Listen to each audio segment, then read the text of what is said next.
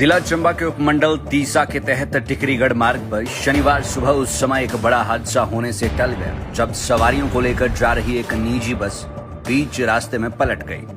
गनीमत यह रही कि बस सड़क के नीचे नहीं लुढ़की, अन्यथा कई लोगों की जान भी जा सकती थी। हादसे में बस सवार कुछ व्यक्तियों को मामूली चोटें आई हैं। जानकारी के अनुसार निजी बस शनिवार को अपने निर्धारित रूट चरड़ा से बंजराड़ू की तरफ जा रही थी। मझोगा के समीप अचानक बस अनियंत्रित होकर सड़क पर ही पलट गई। पलटने के बाद बस पैराफिट से टकराई और सड़क पर ही रुक गई। लिहाजा चालक की सूझबूझ से एक बड़ा हादसा होने से टल गया। फिलहाल हादसे में घायलों को तीसा अस्पताल पहुंचाया गया है, जहां उनका उपचार चल रहा है। उधर वरिष्ठ पुलिस अधीक्षक एस अरुल कुमार ने कहा कि हादसे के कारणों की जांच में पुलिस जुट गई है।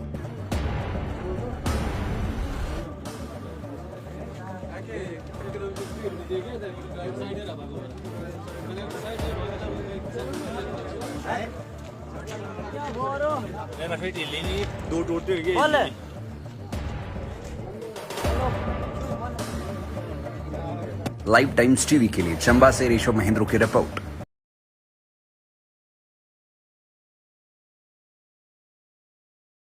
हाँ जी, अरे भाई बाहर करेंगे।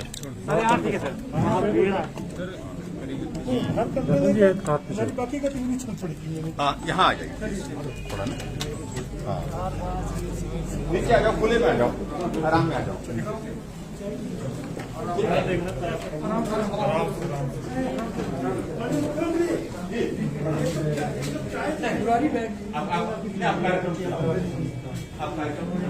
मैं बाद में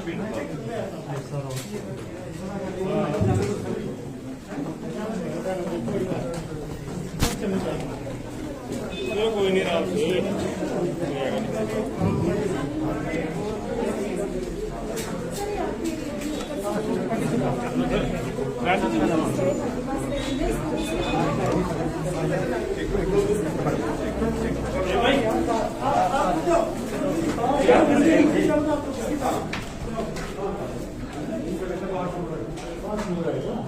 यहाँ ठीक है, यहाँ ठीक है सर।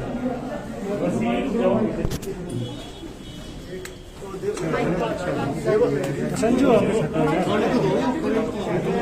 बाहर आ जाओ, बाहर आ जाओ। जगह तो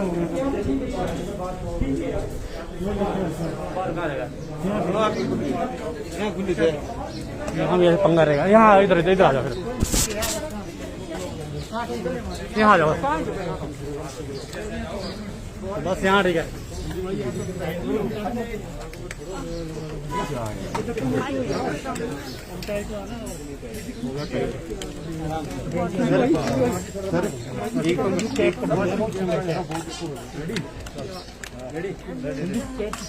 जी सर, आज भारतीय मजदूर संघ का क्या कुछ सरकार कर रही है मजदूरों को सुरक्षित रखने के लिए, उनके हितों की रक्षा करने के लिए? भारतीय मजदूर संघ मजदूरों के हितों में काम करने वाला देश का सबसे बड़ा संगठन है और वैचारिक दृष्टि से भी मजदूरों के बीच में अपने साथ जोड़ने के लिए और काम करने के लिए मजदूर संघ काम कर रहा है। और मुझे इस बात की भी प्रसन्नता है कि हिमाचल प्रदेश में भी मजदूरों के बीच में भारतीय मजदूर संघ का एक बहुत बड़ा संगठन काम कर रहा है। समय समय पर मजदूरों के हितों की रक्षा करने के लिए मजदूर संघ आवाज भी उठाता है और उनके मुद्दों को लेकर के सरकार के समक्ष आते रहे। और हमने प्रयत्न किया है, प्रयास किया है हिमाचल प्रदेश में मजदूरों के हितों की रक्षा करते हुए। 3 बजट तो हिमाचल प्रदेश सरकार ने हमने प्रस्तुत किए, इसमें 2700 रुपये जो है एक मजदूर को 1 महीने का लाभ,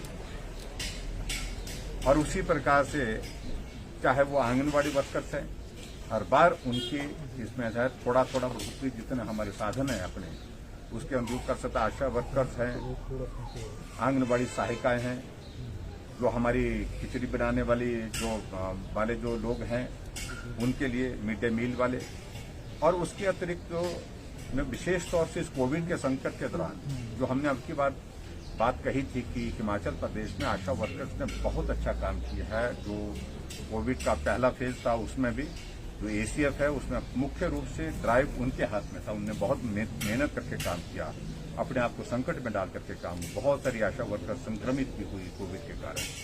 और फेज 2 में भी बहुत महत्वपूर्ण उन्होंने बहुत जिम्मेवारी के साथ काम किया। जो होम आइसोलेशन में लोग थे उनके हेल्थ पैरामीटर्स रिकॉर्ड करना और हम तक पहुंचाना और उनको ठीक प्रकार से गाइड करना, उसमें भी एक बहुत महत्वपूर्ण भूमिका उन्होंने।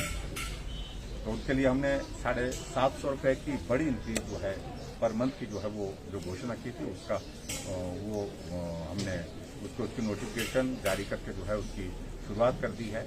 और उसके अतिरिक्त हमने आशा वर्कर्स को पहले कोविड के दौरान 2-2 हज़ार रुपये महीने का भी जो है अतिरिक्त जो है उनको लाभ देने के लिए भी हमने घोषणा की। वो पैसा भी हमने जारी कर दिया है।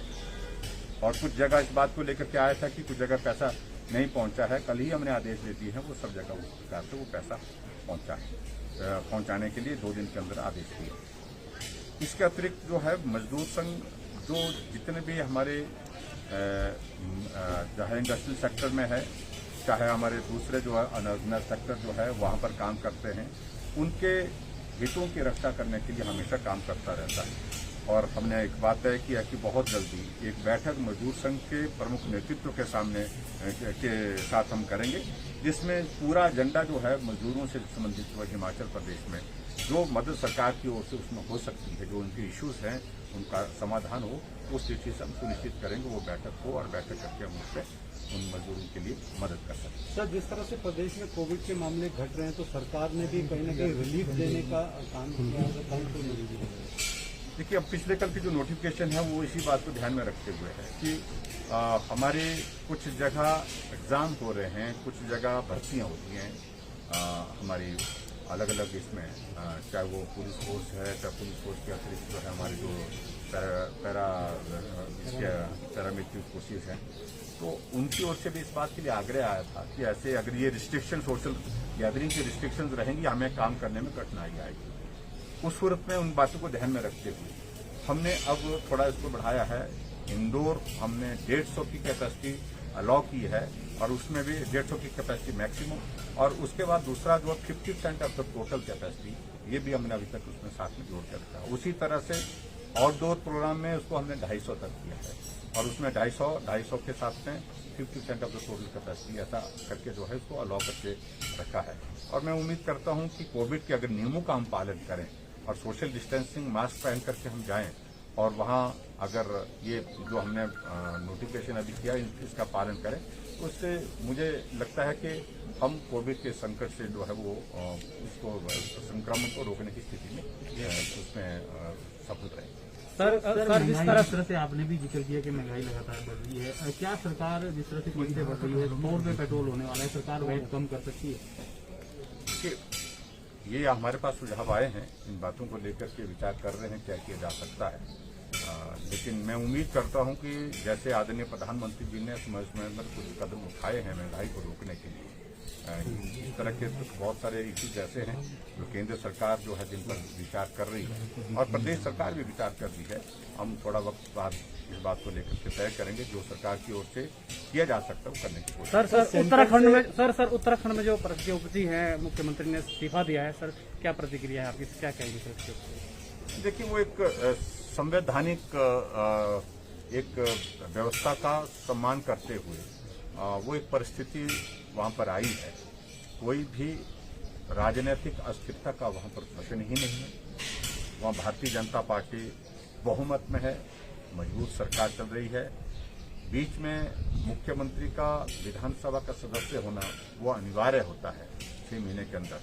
शायद उसमें ये जानकारी मिली जो हमको कि इलेक्शन कमीशन ने कहा कि अब विधानसभा के जनरल इलेक्शन के लिए उत्तराखंड के जो है वो समय 1 साल से कम है।